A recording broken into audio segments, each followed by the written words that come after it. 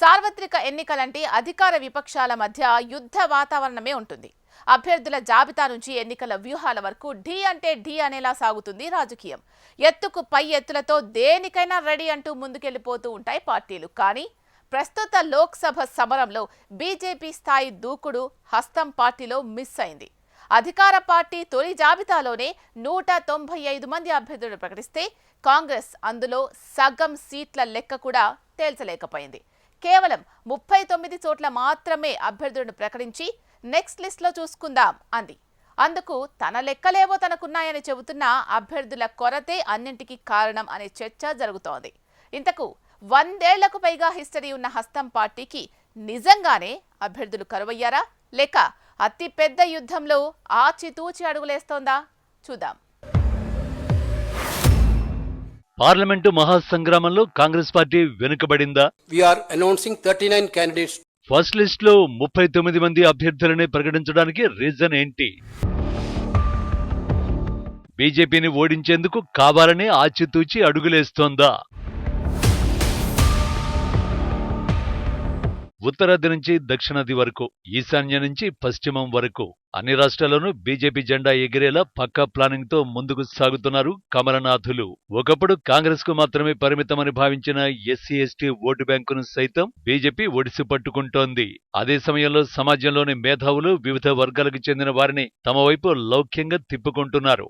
అంతెందుకు తొలి జాబితాలోనే ఏకంగా 195 మంది అభ్యర్థులను ప్రకటించి ప్రత్యర్థులకు ఊహించని షాక్ ఇచ్చారు.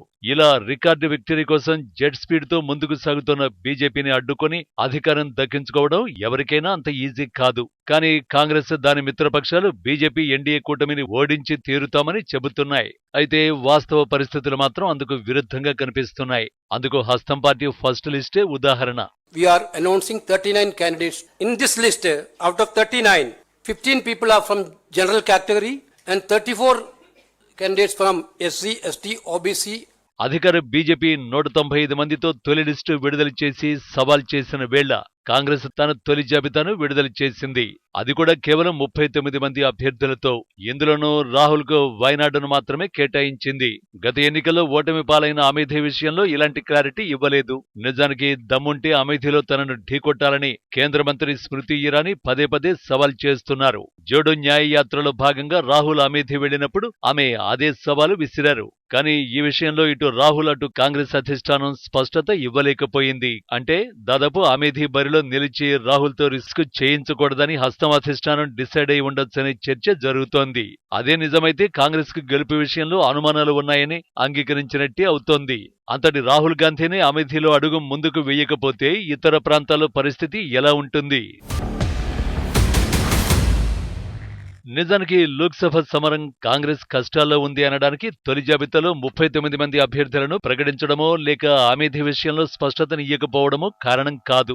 మరో రీజన్ కూడా ఉంది. కర్ణాటకలో ఆ పార్టీ పరిస్థితులే అందుకు కారణం. కన్నడ నాట అధికారంలో ఉంది హస్తం పార్టీని. కానీ అక్కడి 28 స్థానాల నుంచి పోటీ చేసేందుకు అభ్యర్థులు వెనుకాడటం కాంగ్రెస్ ను చిక్కుల్లో పడేస్తోంది. కాంగ్రెస్ విడుదల చేసిన 39 మంది అభ్యర్థుల తొలి లిస్టులో 28 సీట్లు దక్షిణాది రాష్ట్రాలకు చెందినవే. అందులో పవర్లో లేని కేరళలో 16 స్థానాలకు అభ్యర్థులను ప్రకటిస్తే పవర్లో ఉన్న కర్ణాటకలో మాత్రం 7 సీట్లకే అభ్యర్థులను ప్రకటించారు. అందుకారణం అభ్యర్థుల కరువే అనే చర్చ జరుగుతోంది. పలువురు మంత్రులతో సహా పేరు మోసిన నాయకులు సైతం ఎంపీగా పోటీకి అనాసక్తి చూపుతున్నట్టు తెలుస్తోంది. కన్నడ నాట 28 స్థానాలకు గాను గత ఎన్నికల్లో బీజేపీ 25 చోట్ల గెలిచింది. కాంగ్రెస్ ఒక్క చోట మాత్రమే విజయం సాధించింది. జేడీఎస్ నుంచి ఒకరు, స్వతంత్ర అభ్యర్థి మరొకరు గెలిచారు. అయితే ఈసారి లెక్కలు తారుమారవుతాయని కాంగ్రెస్ భావిస్తోంది. గత ఏడాది రాష్ట్రంలో కాంగ్రెస్ అధికారంలోకి రావడం రాహుల్ భారత్ జోడో యాత్ర కలిసొస్తుందని ధీమా వ్యక్తం చేస్తోంది. రాష్ట్రంలోని 28 లోక్సభ స్థానాల్లో కొన్నింటిలో సిద్ధరామయ్య ప్రభుత్వంలోని మంత్రులు పోటీ చేయాలని పార్టీ కేంద్ర నాయకత్వం కోరుతోన్నట్టు తెలుస్తోంది. కేంద్రం భావిస్తున్న నేతల జాబితాలో మంత్రులు Satish Jarkiholi, B Nagendra, Krishna Byregowda, K H Muniyappa, H K Patil, Eshwar Khandre ఉన్నారు. అయితే పోటీకి మాత్రం వీరంతా ఆసక్తి చూపడం లేదని తెలుస్తోంది. లక్ష్మీ హెబ్బాల్కర్ తో సహా పలువురు ఎంపీ ఆఫర్ను నిరాకరించినట్టు సమాచారం. ఈ వార్తలకు బలం చేకూరుస్తూ తొలి జాబితాలో వీరి పేర్లు లేవు. తాజాగా ఈ వ్యవహారంపై డిప్యూటీ సీఎం డీకే శివకుమార్ స్పందించారు. పార్టీ హైకమాండ్ ఏ నిర్ణయం తీసుకున్నా అందరూ అంగీకరించాల్సిందేనని తెలిపారు. అది తనకు కూడా వర్తిస్తుందన్నారు. కానీ పోటీకి మాత్రం ఎవరు సిద్ధపడినట్టు లేదు. మరోవైపు కర్ణాటకలో కలిసొచ్చే పార్టీలు లేకుండా పోవడం, బీజేపీతో కుమారస్వామి పార్టీ జేడీఎస్ చెలిమి చేయడం, పార్లమెంటు ఎన్నికల్లో దక్షిణ కర్ణాటకలో 14 కీలక స్థానాలపై ప్రభావం చూపిస్తుందనే వాదన వినిపిస్తోంది.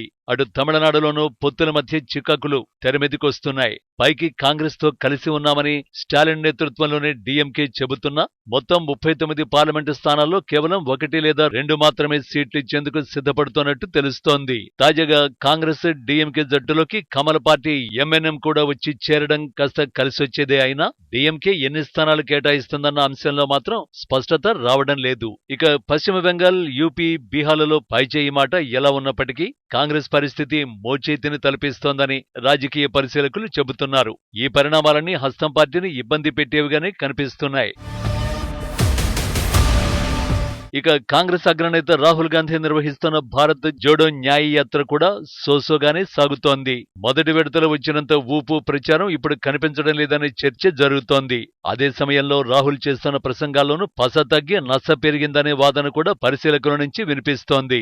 ప్రధాని మోడీపై విరుచుకుపడేందుకే జోడో యాత్రలు నిర్వహిస్తున్నారా అన్న ప్రశ్నలు వ్యక్తమవుతున్నాయి. దీనికి తోడు దేశాన్ని పాకిస్తాన్తో పోల్చుతూ చేసిన విమర్శలు కూడా కాంగ్రెస్ కు బూమరంగ్ అవుతున్నాయి. ఇక నిరుద్యోగం, మోడీ కేంద్రంగా రాహుల్ సైతం చేసిన విమర్శలే మళ్లీ చేస్తున్నారు. చెప్పిన విషయాలనే పదే పదే చెబుతున్నారు. దీంతో జోడో యాత్ర స్థాయిలో న్యాయ యాత్ర ప్రభావం చూపించడం లేదని రాజకీయ విశ్లేషకులు అభిప్రాయపడుతున్నారు. హస్తం పార్టీ పరిస్థితి ఇలా ఉంటే అటు బీజేపీ మాత్రం పక్కా ప్రణాళికతో ముందుకు సాగుతోంది.